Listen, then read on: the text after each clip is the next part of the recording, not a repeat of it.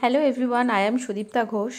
তো আমি ট্রাভেল এবং লাইফস্টাইল সম্পর্কিত কন্টেন্ট বানাই। যদি আপনারা এগুলি দেখতে চান তবে আমার চ্যানেলটাকে সাবস্ক্রাইব করতে একদম ভুলবেন না। এই রাস্তাটা দেখে অনেকে হয়তো চিনতে পারছেন, এটা তাজমহলের মেন এন্ট্রেন্স। আমরা আমাদের ট্রিপের লাস্টের দিনে মর্নিংয়ে তাজমহল যাওয়ার প্ল্যানটা করেছিলাম। ভোরবেলা 5টার সময় আমরা আমাদের হোটেল থেকে বেরাবো ভেবেছিলাম, কিন্তু সেই দিনই আর্লি মর্নিংয়ে এত হেভি রেইন হচ্ছিল যে আমরা বেরাতে পারিনি। সেটা আপনারা এই রাস্তাঘাট দেখলেই বুঝতে পারবেন। তো আমাদের ওরকম 1 ঘন্টা বা 1 hour 15 minutes ডিলে হয়েছিল। শেষ অবধি আমরা তাজমহলের সামনে 6টা সাড়ে 6টার দিকে গেছিলাম। তো এখান থেকে আমরা এন্ট্রি করে, এই যে এটা এন্ট্রেন্স, এখান থেকে দেখুন দূরে ওই যে তাজমহলের একটা ঝলক দেখা যাচ্ছে উপরের চূড়ায়, যেটা আমি দেখিয়েছি। তো আপনাদের কাছে যদি কোনো হেভি লাগেজ থাকে অবশ্যই সেটাকে নিয়ে আসার চেষ্টা করবেন না, বা আগেই ক্লক রুমে রেখে দিয়ে আসবেন। কারণ আমাদের সাথে একটা ল্যাপটপ ব্যাগ ছিল, তো সেটাকে আমাদেরকে বাইরে রেখে দিয়ে আসতে হয়েছে। ছেলেদের কোনো কিছুই ওনারা তাজমহলের ভিতরে অ্যালাউ করছেন না, এবং শুধুমাত্র মেয়েদের যে পার্সগুলো আছে, ছোট ছোট পার্স হলে সেগুলোকে ক্যারি করতে দিচ্ছে। টোট ব্যাগ বা এরকম টাইপের ব্যাগও ওনারা ক্যারি করতে দিচ্ছে না। ওখানে ক্লক রুম আছে, আপনারা ওখানে গিয়ে রেখে আসতে পারেন। ভাগ্যের কি পরিহাস, আমরা এত দেরি করে গেলাম সেখানে। এখন দেখুন, দেখে মনে হচ্ছে না কোনো বৃষ্টির সম্ভাবনা আছে, বৃষ্টি হয়ে গেছে। যেই আমরা এই এন্ট্রেন্সটায় গেছি, এখানে গিয়ে কিছু ফটোশ্যুট এবং ভিডিওগ্রাফি করেছি, তারপরে এত জোরে বৃষ্টি হওয়া শুরু হলো যে আমাদেরকে আবার 1 hour এই জায়গাটাতেই দাঁড়িয়ে থাকতে হলো। আমরা চোখের সামনে তাজমহল দেখেও তাজমহলের দিকে যেতে পারিনি। তো এই করে আমাদের বেশ অনেকটা দেরি হয়ে গেছিলো।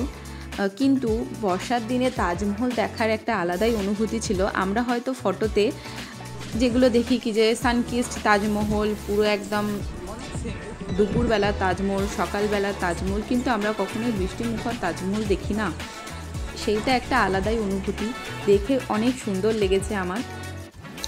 তো এরপরে আমরা এখান থেকে এই যে ওপরে তাজমহলের দিকে যাচ্ছি। তাজমহলটা দেখুন সামনের থেকে এরকম লাগে। দুদিক থেকেই আপনারা দুই সাইড থেকে এন্ট্রি করতে পারেন। তো আমরা এই ধার দিয়ে গিয়ে এখান থেকে আপনাকে, আর একটা কথা, যদি আপনি তাজমহলের উপরের যে মনুমেন্টটা আছে সেটায় উঠতে চান, তবে পায়ে আপনাকে এই রকম টাইপের জিনিস পাওয়া যায়। ওটা আপনি এন্ট্রির সময় অবশ্যই কিনে রাখবেন। 20 টাকা করে নিচ্ছিল, প্রত্যেকের আলাদা আলাদা কিনতে হয়। তো ওইটা ছাড়া এখানে চেকিং হয়, ওইটা ছাড়া কাউকেই এন্ট্রি করতে দিচ্ছে না। বৃষ্টি বলে যে তাজমহল দেখবো না এরকম নয়, দেখুন সবাই বৃষ্টির মধ্যেও গিয়ে তাজমহল দেখা শুরু করে দিচ্ছে। এখনও এই মুহূর্তে যখন আমি ভিডিওগ্রাফিটা করছি তখনও বেশ ভালো হালকা হালকা বৃষ্টি পড়ছে। এবং এই উপরে তাজমহলের যে উঁচুটা, এখানে যমুনার এত হাওয়া দিচ্ছিল, শেষ অবধি এই হাওয়াতে আমার রুমে এসে জ্বর চলে এসেছিল। আমাকে মেডিসিন খেয়ে ঠিক হতে হয়েছিল। বাড়ি আসতে আসতে আমার অবস্থা খুবই কাহিল হয়ে পড়েছিল, সেটা আলাদা একটা বিষয়। কিন্তু আমি সেই অবস্থাতেও তাজমহল দেখেছি। এরই স্ট্রাকচারগুলো দেখুন কি সুন্দর, মানে কাজগুলো এত সূক্ষ্ম, এত এলিগেন্ট যে মানে বলে বোঝানো যাবে না। যে সামনাসামনি চোখে দেখেছে সেই বুঝবে এই কাজগুলোর মর্ম। এত সূক্ষ্ম এর মধ্যে কাজ আছে মার্বেলের, এবং ভিতরটাও অপূর্ব সুন্দর। সেখানে তো ভিডিওগ্রাফি অ্যালাউড নেই, তাই ওটা তো দেখা সম্ভব না, ওটা একমাত্র সচক্ষে গিয়েই দেখা সম্ভব।